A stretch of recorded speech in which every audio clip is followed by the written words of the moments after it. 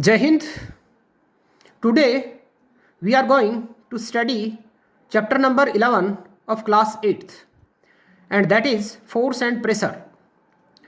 First of all, we consider some situations. What makes an object slow down or go fast or change its direction?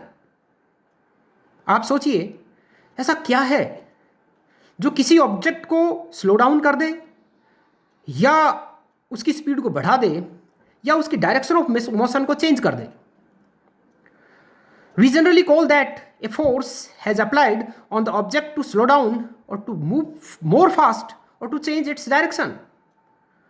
उस चीज़ को हम हमारी general भाषा के अंदर फोर्स कहते हैं. हम कहते हैं कि एक फोर्स अप्लाई किया है जिसने ये सब किया है. In this chapter, we have to study about that force. Look, this book is at rest, and to change its rest, I am doing something.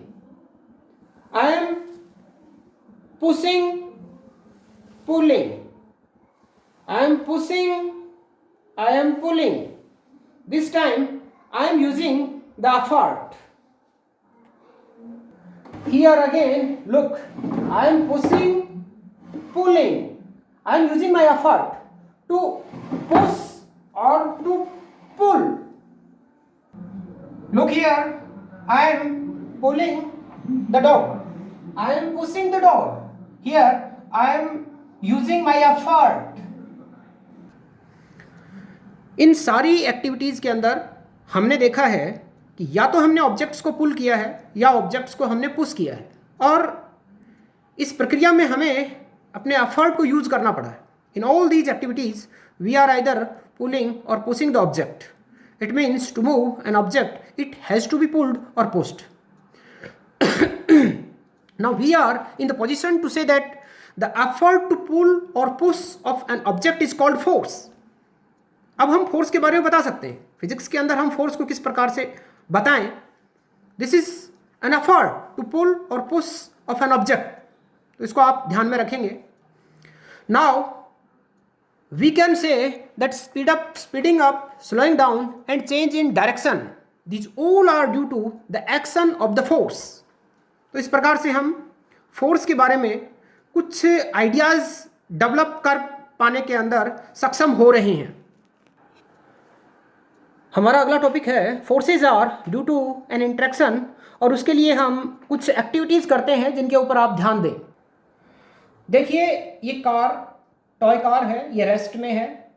मेरे हाथ और इस टॉय कार के बीच में कोई भी टाइप का कांटेक्ट नहीं है. अब मैं इस टॉय कार को पुश करता हूँ.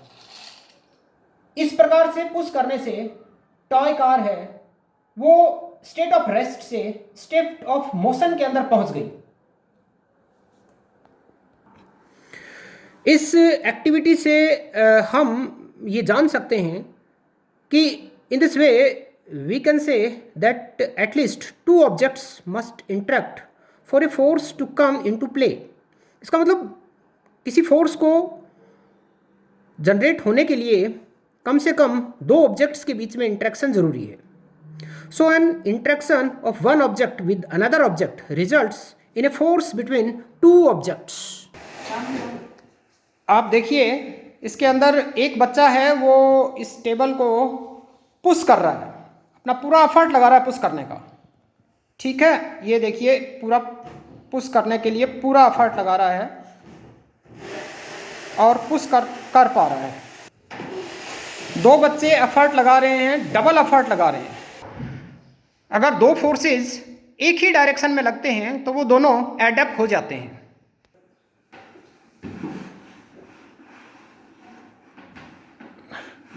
To kids are trying to push the table and table will move in the direction in which the force is greater.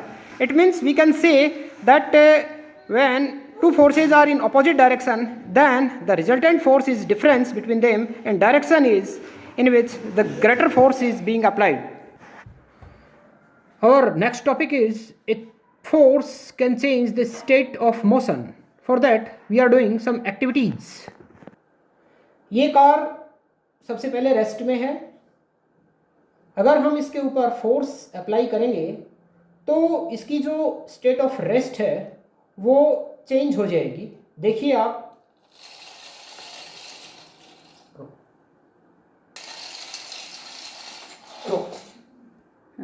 ये कार मोशन में है, इसके ऊपर एफर्ट यूज करने से स्पीड बढ़ जाती है. मैं एफर्ट करके इसको फोर्स लगा के रोक दिया. The observation suggests that a force applied on an object may change its speed. If force applied on the object is in the direction of its motion, speed of the object increases. If force is applied in the direction opposite to the direction of motion, then it results in a decrease in the speed of the object. तो इन activities से हमने देखा है कि अगर car state of rest में है, हम फोर्स अप्लाई करें तो वो मोशन में आ जाती है. अगर वो बिल्कुल एक समान गति से चल रही है और हम फोर्स अप्लाई करें जिस डायरेक्शन में चल रही है तो उसकी स्पीड बढ़ जाती है. और अगर उसकी डायरेक्शन के अपोजिट डायरेक्शन में फोर्स अप्लाई करें तो उसकी स्पीड घट जाती है और वो रुक जाती है.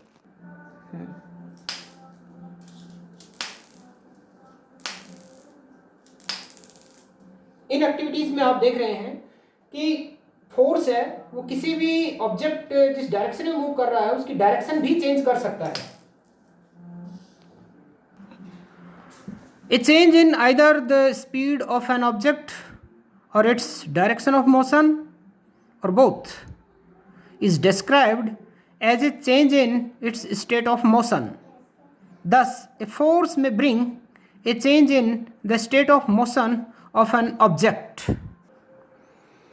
But it is not always necessary that the application of a force would always result in a change in the state of motion of the object.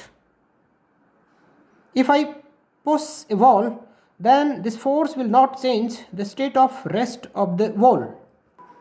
अपना अगला टॉपिक है force can change the shape of an object. इसके लिए हम कई activities करेंगे और उन एक्टिविटीज़ को ध्यान में से देखिए आप कि क्या फोर्स है वो किसी ऑब्जेक्ट की शेप को चेंज कर सकता है. आप ये डॉ देख रहे हैं, मैं इसके ऊपर फोर्स लगाऊंगा और आप सोचेंगे कि क्या यहाँ पर कोई change in state of motion है या फिर चेंज इन शेप है. आप देख रहे हैं यहाँ पर कोई भी change in state of motion नहीं है, बस चेंज इन शेप है.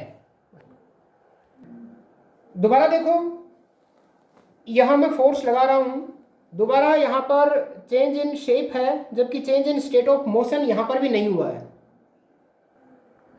देखिए यहाँ पर मैं फोर्स अप्लाई कर रहा हूँ, यहाँ पर भी ये रबर है, इस रबर की चेंज इन स्टेट आप देख रहे हैं. There is no change in state of motion but there is a change in its shape. आप ये डॉ देख रहे हैं, हम इसके ऊपर एफर्ट करेंगे, फोर्स लगाएंगे और हम देखेंगे कि यहाँ पर एक चेंज इन शेप होगा.